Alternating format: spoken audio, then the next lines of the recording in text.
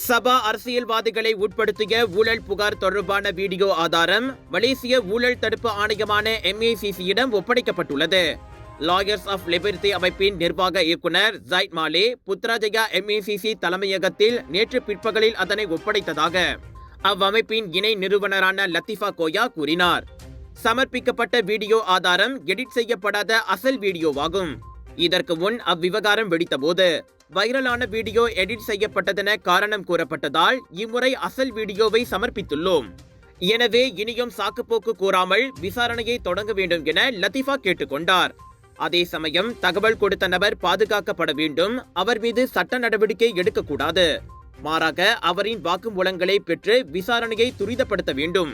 தவறு செய்த பெரிய மீன்களை விட்டுவிட்டு தகவல் கொடுத்த சிறிய மீன் மீது நடவடிக்கை எடுக்கப்படுவதை மக்களே விரும்ப மாட்டார்கள் என லத்திஃபா சுட்டிக்காட்டினார். சபா முதல் அமைச்சர் டத்தோ ஸ்ரீ ஹஜி நோர் 8 சட்டமன்ற உறுப்பினர்கள் மற்றும் மாநில சட்டமன்ற சபாநாயகரை உட்படுத்திய ஊழல் பேரத்தை அவ்வீடியோ பதிவு செய்திருப்பதாக கூறப்படுகிறது.